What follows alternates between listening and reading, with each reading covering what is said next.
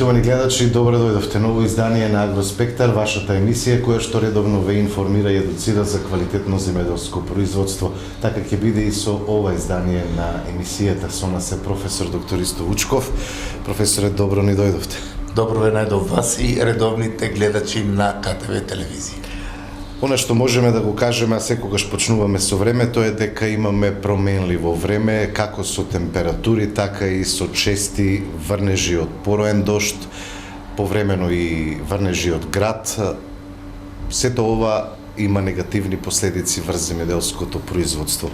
Каква е сликата од терен и што може да се заклучи после последните врнежи кои што беа интензивни, барем во Тиквешијата? Точно е тоа. И не случајно ние го нагласуваме секогаш тоа дека емисиите ги почнуваме со освртот за времето, бидејќи дефинитивно се докажа дека времето е доминантен фактор за обстојбата во аграр. И тоа што имаме турбулентна пролет, сега веќе одиме кон средината на летото, продолжува, ние во претходната емисија рековме дека тоа време ќе не следи со таква нестабилност се до после Петровден. Петровден сме веќе он е пред нас на ден-два. И до 20-25 јули ние пак имаме одредени не баш пријатни моменти по однос на високите температури и брзите нагли промени на времето што предизвикуваат и врнежи од град. Кога сме кај кавадарци, за сега можеме слободно да кажеме дека е среќна околноста, бидејќи од годините, заедно сме веќе 5-6 години, тој период го имаме декларирано како критичен градобитен период. Токму во тој период секоја година, помалку или повеќе, кавадаричкото лозарство беше оштетено со врнежи од град. Ова година има одредени мали пропусти од оваа нова методика, но мислам дека таа ќе биде во годините кои се пред нас, ќе биде уште подобра, со подобри искуства, со подобри навремени превзимања на мерки, за да немаме штети од град. Кога збориме за градот, тоа ќе го кажеме после тие што сега треба да превземат лозарите кои се зафатени со град, што е неминовно да се оди со одреден хемиски третман за заштита на раните кои ги има градот направено. Кога збориме за таа трансформација на градобитните облаци во облаци со врнежи од дожд, кавадарци ова година може да се слободно пофали дека тие врнежи од дожд треба да предизвикаат и добри приноси кај виновата лоза.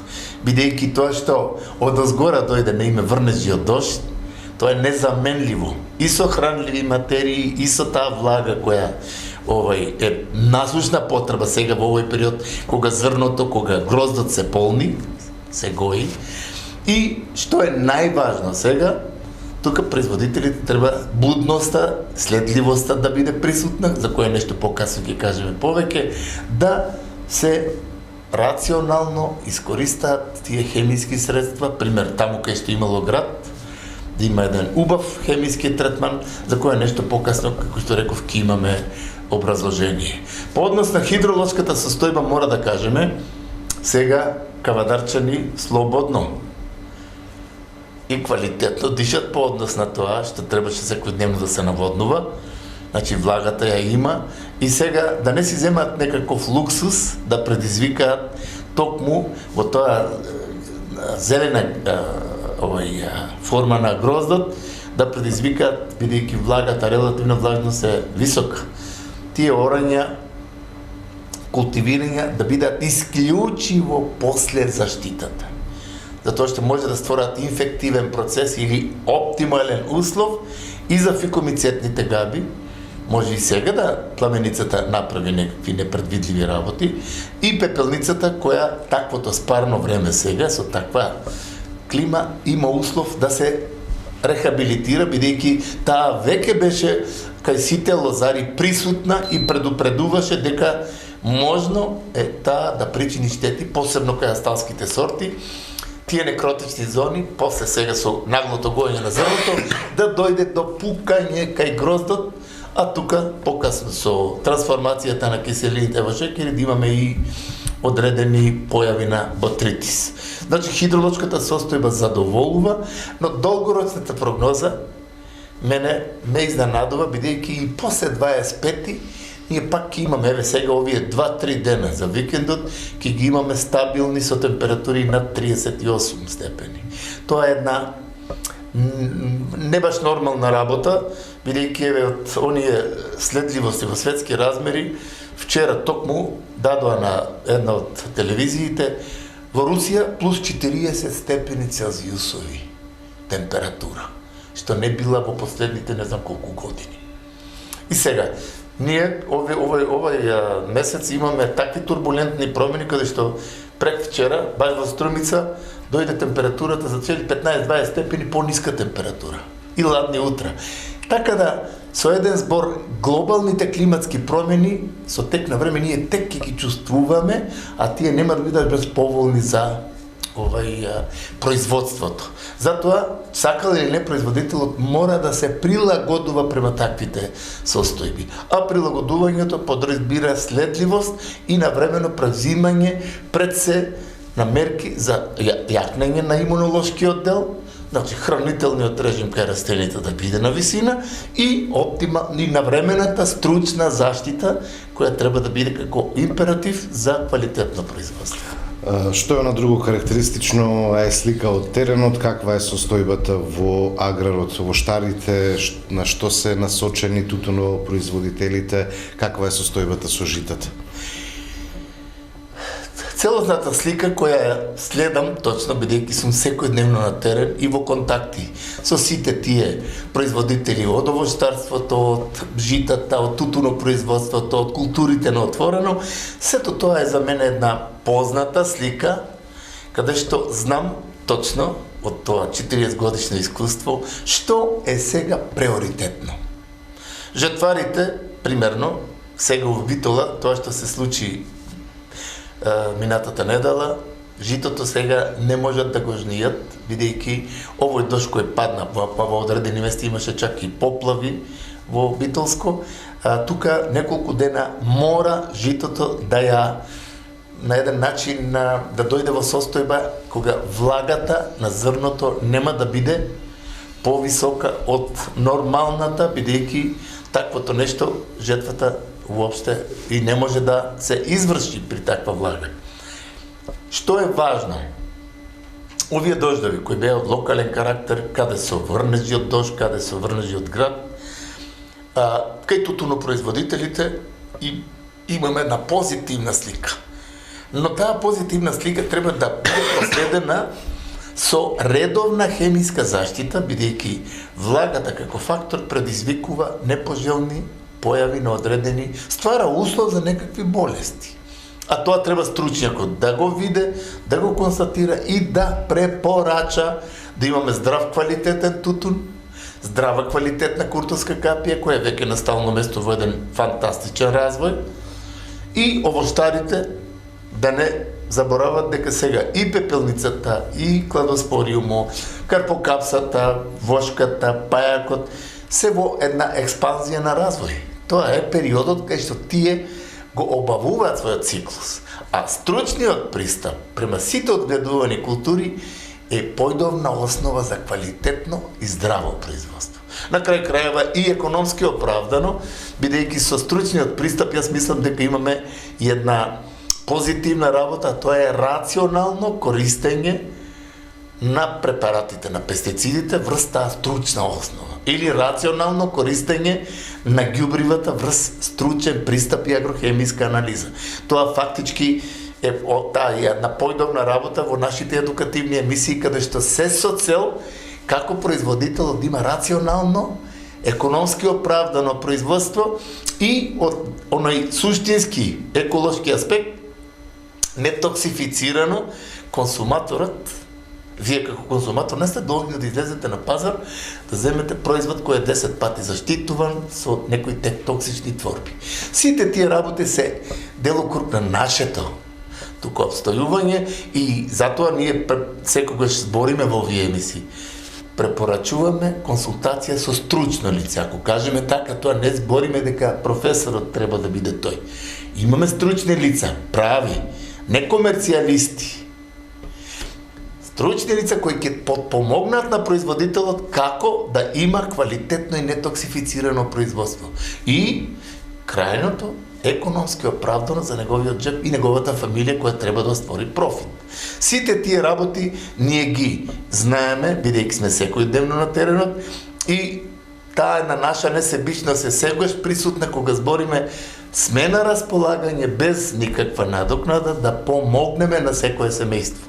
Имам во Кавадарци семејства со кои можам слободно да кажам, се гордеам, бидејќи почитуваат струката и имаат рационално користење на ѓубрева, рационално користење на препарати и се задоволни од производството. А сето тоа е сатисфакција и за нив и за мене како стручно лице. Каква е состојбата кај виновата лоза? Рековме дека се потребни интервенции после градот, барем на оние насади кои што имаат штети од градот. Да, тоа го рековме на почетокот, сега ќе го потенцираме. Таму, пример сега, во повеќе локалитети, дали тоа било према Ваташа, према Мокриште, према Белград. Значи, има одредени зони кои се фатени од град.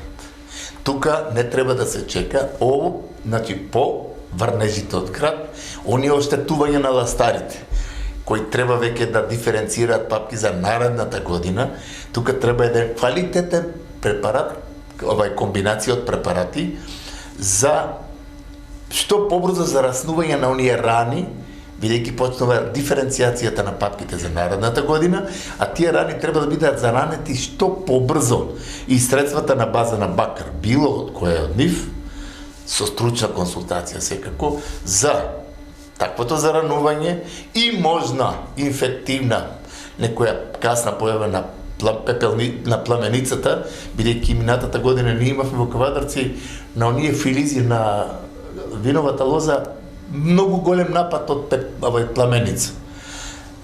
Значи за пламеницата, за пепелницата, а сега треба тука стручен пристап и за еската која сега ќе почне кај многу лозари на површините.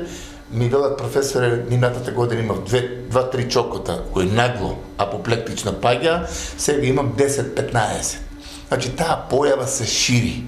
И за да не се шири, треба органолептички преглед, да се види степенот на зараза, да се види причинителот или причинителите, бидејќи тоа е комплекс од оболување еската. И од фомопсисот, и фузариумот или вертицилиумот, и антракнозата, и сите тие, и коигнардијата, тука се субираат и прават еден комплекс каде што апоплектично ја потиснуваат лозата и таа нагло овенува и умира. За таквото нешто треба стручен пристап и мерки зависно од тоа каков и колкав и со кој степен е нападот. Значи за виновата лоза заштитата е сега една од важните мерки после врнежите од дожд и град кај што имало на одредени локалитети, и тука виновата лоза со тоа наводнување што го имаме, дали ќе има потреба тука негде при крајот, ако нема други врнежи, бидејќи има најава после 3-4 дена, пак да имаме еден ладен, квалитетен бранд со добри врнежи од дожд. Тоа тамо некаде после 18-20. Дали тоа ќе биде така или не, се зависи од времето како непредвидлив фактор. Но за нас е важно да има сега виновата лоза континуитет од влага, пригоање на гроздот и со квалитетната заштита. Обавезно примена на оние калиумхуматни форми со фулвокиселини за посебно за асталските сорти, како зрното да зрачи позитивно и да биде крупно, уедначено, да ја има бојата и брзата трансформација на киселините во шекери, а со тоа и 5 до 10 дена да излезе порано на пазарот, каде што цената тогаш е секогаш попримамлива. Тука предлагам да го погледнеме видеото кое што говори за новините од фитофармацијата, па ќе се вратиме со завршните препораки.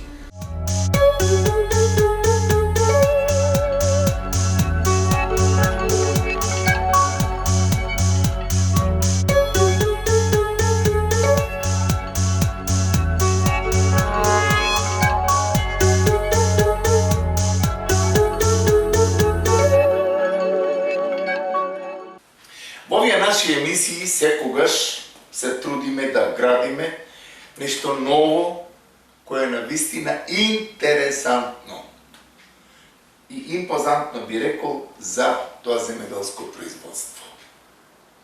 И добра работа е што тие новини од фитофармацијата се точно во една насока на една заштита на човековото здравје. Сите средства на основ на органски принципи, органски активни материи и така натаму, секогаш мора да ги поздравиме како новост на фитофармацијата во позитивна насока за детоксификацијата во земеделското производство. Што за жал уште од тие канџи не можеме лесно да се ослободиме, бидејќи фитофармацијата во поранешните времења точно одеше со тие активни материи кои се токсични, а покасно се утврдува дека имаат и штетно делување по здравјето кај луѓето, појавувајќи се на некој голем процент на канцерозни оболувања и други штетни делувања по здравјето кај луѓето и загрозување на животната средина. Денес ќе кажеме нешто повеќе за една навистина голема новост, тоа е фитосеј. Тоа е навистина новост со една позитивна импресија сакаме да ја образложиме точно за овој период кога асталските сорти се веќе пред берба, каде што на каренцата мора да се размислува, каде што ботритисот при зголемување на шекерноста кај виновата лоза и кај другите култури, при зрење на доматите и така натаму, ботритисот може да биде и како секундарен патоген, голема опасност по самото производство. Фитосејфот, како новост, мора да кажем уште на самиот почеток, како новост по чисти органски принципи, бидејќи нема тука никаква негативна хемија, која може да биде проблем при бербата на грозето, дека има резидуи од некои пестициди, од незапазување на каренцата. Значи, фитосејфот представува еден фантастичен контролор на сивото гниење, Botrytis cinerea и на пепелницата од фамилијата на унцилулата. Што всушност сакаме да кажеме со оваа новост, како да ја презентираме, како да ја на еден начин уедноставиме, да биде разбирлива за лозарот, па и за дел од стручњаците, колегите агрономи, кои на теренот итекако бараат такво нешто. Фактички фитосејфот и производот добиен, тоа представува една молекула точно за една природна одбрана на растенијата против болестите, како што се сивото гниење и пепелницата, значи го активира и стимулира одбранбениот систем, тој имунолошки систем на растенијето. Тоа е една важна работа, што еве тука фитофармацевтите со физиолозите има дојдено до онаа суштина да се активира и да се стимулира тој одбранбен имунолошки дел на растенијето. Односно активирање на гените одговорни за зајакнување на клеточниот зид, каде што патогените, како што се пепелницата и ботритисот, не можат да остварат инфекција. Благодарение на зајакнетиот одбранбен, односно имунолошки дел од растенијата. Тоа е еден пронајдок. Фактички со неговото аплицирање, тој на еден начин минимизира и забавува она суштинска инфективна агресија која ја прави ботритисот како секундарен патоген и пепелницата. Тие со нејзиното синхронизирано делување, бидејќи тука ботритисот доаѓа на гости кај пепелницата. Пепелницата таа која со инфективниот процес ја некротизира она епидермална зона на љушпата, на самото зрно, и така некротизирана при порастот на меристемските клетки од самиот на самото зрно доаѓа до пукање, бидејќи тие инфективни клетки немаат моќ ја имаат изгубено меристемската моќ на делба и тука веќе доаѓа до пукање на зрното. И како такво нешто доаѓа ботритисот и почнува тој процес. Тука е она суштина на фитосейфот, каде што сето тоа тој го оневозможува и тука имаме навистина оне ефект, бидејќи со едно стимулативно действување со фитосейфот се постигнува ефект кој ја зголемува силата на самата епидермална зона на зрното. Она имунолошка основна одбранбена акција која е точно фитосейфот обусловува и тука се постигнува навистина фантастичен резултат. Фитосейфот. Ние сега кога збориме за лозарите во Кавадаречко, Неготинскиот, Велешкиот регион, Свети Николскиот и така натаму. Во тој период прскани, каде што имаме градобитни овие зони, фитосейфот со тоа стимулирачко делување, со таа една одбранбена имунолошка јачина која дава, настанува оние брзи рехабилитации на растението. Ние минатата недела зборавме за биостимулаторите и за се. Но тука навистина фитосейфот постигнува фантастични резултати токму во тој период. И кога збориме за виновата лоза, мора да кажеме дека онаа пукање на доматите што се случува, оние други деформации кај други култури, дали тоа било во кај доматите, кај пиперките, кај модриот патлиџан, кај дините, кај краставиците, лубеницата, кај корнишоните, сето тоа навистина со фитосејтот се постигнува фантастичен резултат со доза применета со само 2,5 до 3 литри по хектар.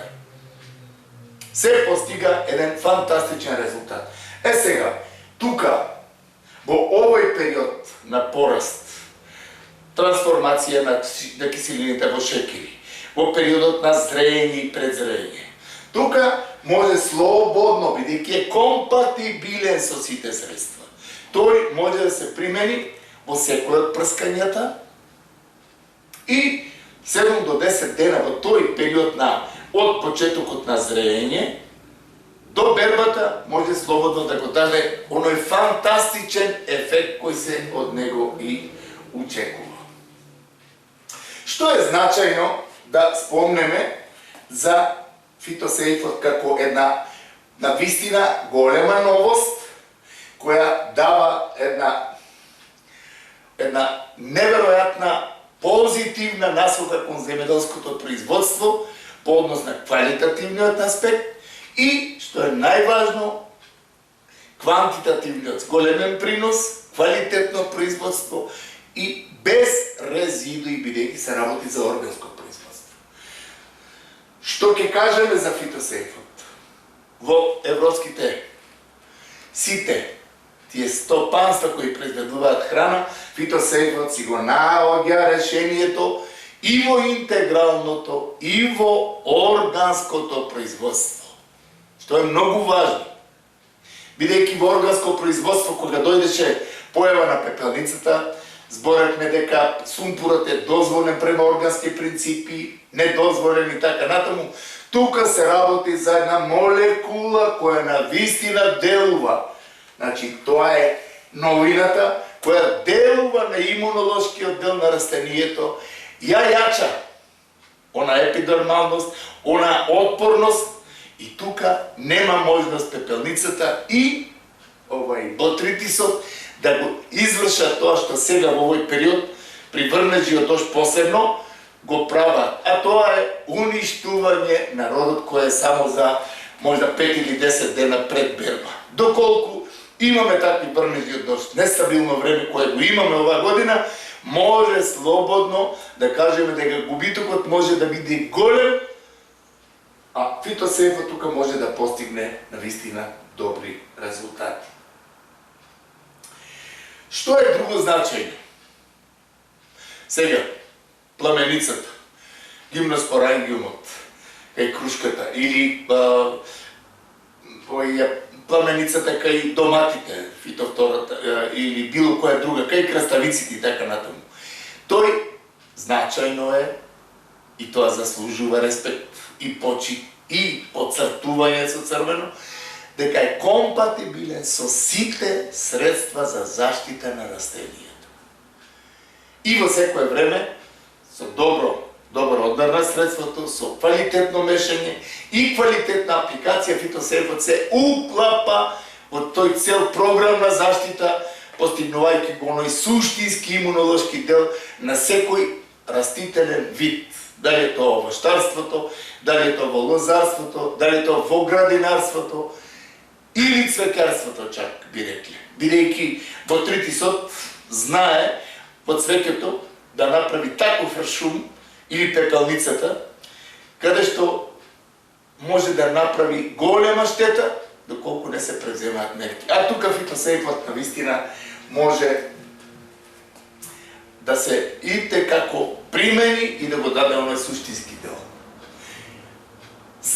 Не сакам да ги замарам, воопшто да ве замарам, бидејќи овие прилози ги правиме на еден едноставен, сватлив и прифатлив начин. Ако почнеме да збориме како внатрешните шекери, протеините или другите сахаридни форми компатибилно делуваат, како делуваат на ојачување на тој дел на епидермалниот дел, тука тој замор нема да ви го дадеме, бидејќи таа висока стручност која е внатре вградена не е ни толку значајна отколку тоа што упатството и оние глобални работи кои ги даваме се и како важни за секој кој сака да го примене ова средство. Значи, со еден збор се работи за чист, 100% природен продукт. Тоа е новоста. Второ, значи 100% природен чине, нема никаква каренца, буквално кажано ден-два, дали ќе се бере грозјето, дали доматите или така натаму, тука воопшто не делува да каже некој стоп, не смеј да прскаш со било кое средство, бидејќи каренцата е важна работа. Тука, бидејќи нема никакви токсични творби, тука слободно може фитосефот да се користи. Уште поважно, 100% безбеден препарат, кој може да се примени и пременувачот, апликаторот, производителот кој во пластениците го минува денот. Фитосефот нема никакви штетни последици по здравјето кај луѓето, а уште помалку со апликативниот доз, за кој рековме дека е органско, дека е воопшто без опасност за здравјето кај луѓето или растенијата. И дозата, ако е нешто зголемена, тука никогаш не се појавуваат некакви фитотоксични ефекти. Бидејќи некој инсектицид, ако го примениме во некоја поголема доза или концентрација, може да се случи да ние имаме хаварија, ништење, изгорување на масата. Или пак, побратно, ако не се стави дозата, пак да нема резултати. Фитосефот со тој одмер на средство што го рековме, значи ги дава оние точно прави резултати. И во тој период на презрење, за добивање на еден квалитативен целосен опфат, на 7 до 10 дена, последниот месец, третирањето во другите третмани, ако се стави фитосейфот, може само да имаме една добивка по однос на квалитативен имунолошко зрно или производ од градинарска, овоштарска или лозарска култура. Сега, што е многу важно за фитосейфот? Имаме нестабилни временски услови. Тој за само неколку часа по апликацијата,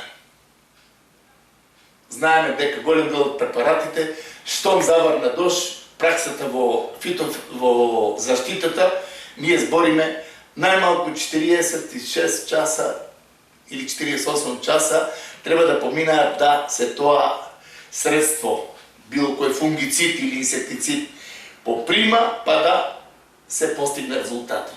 Ако има врнежи од дожд, има лесни испирања и така натаму.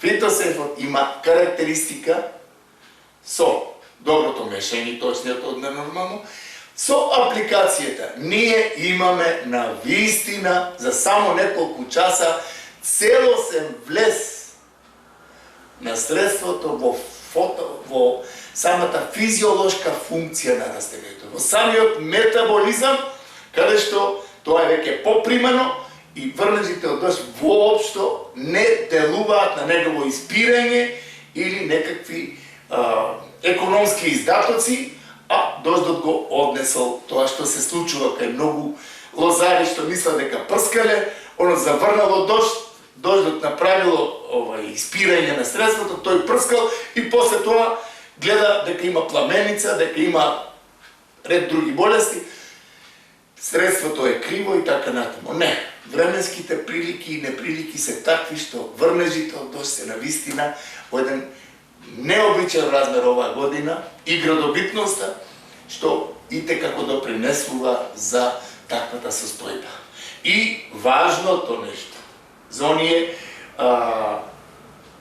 реони каде што е имало град, со секоја од комбинациите употреба на фитосейфот ите како обусловува брза функционална зараснетост на клеточните повреди кои се, на сите оние трауми кои ги има доживеено растението и враќање на тој прав имунолошки дел на растението, што значи дека тој препарат го фактички рехабилитира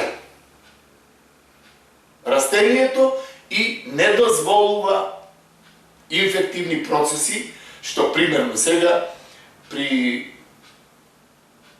тие повреди од град, кај одредени асалски сорти, чим шекерноста се зголеми, тука имаме и голема можност за појава на ботритисот. Затоа што тој бара влезна врата. А фитосейфот и неговата примена тука обослабуваат имунолошкиот дел на самото зрно, на самото растение, да тоа ојача и да тоа за кратко време се рехабилитира и ние да имаме навистина еден добар резултат од употребата на оваа средство. Друго значајно кое мора да го спомнеме за овој период, бидејќи сме во една навистина специфична состојба во земјоделието, каде што имаме нестабилно време, каде што имаме утрински 34 температура, да поручате имаме наоблачување, врнежи од дожд, врнежи од град. Значи, со примената и на другите средства за заштита, бидејќи абсурдно би било да кажеме дека, пример сега за гроздовите молци за третата генерација, мора да се внимава во овој период. Фитосейфот обусловува на еден начин една фантастична компатибилност со инсектицидите, со било кој друг фунгицид, бидејќи сега за еската има некои нови моменти што треба да се оди со некои компоненти, фунгицидни компоненти, тука фитосейфот не представува баш никаков проблем, бидејќи неговиот начин на делување си има своја специфика. Ние го него аплицираме, тој не влегува во некој друг механизам на делување, туку тој индивидуално се вклучува во физиологијата, во метаболизмот на растението и тука го постигнува својот ефект. Затоа нашата препорака е секогаш онаа суштинска, бидејќи произлегува од теренот, фитосейфот во догледно време ќе биде средство кое секој ќе го посака да го применува и да види резултатите од него. Зошто? Затоа што тоа ќе обуслови оној зад на времето кој го имаме, кој ствара услови на болест. Фитосейфот обусловува појачување на биолошкиот, односно имунолошкиот дел на секој растителен вид, да нема напад од таквите болести, кои, за жал, од година на година се поприсутни поради нестабилното време. Затоа нашата препорака ќе биде фитосейфот, да секој производител го види, го проба и од тоа ќе види кои резултати ќе ги има со една стручна и права примена. А доколку има некоја нејаснотија или сака некој да му го опишеме целиот механизам на делување, тоа несебично, без никаква надокнада ќе го направиме за секој земјоделски производител кој сака да применува препарати кои не се токсични, а кои делуваат високо позитивно за секоја одгледувана култура.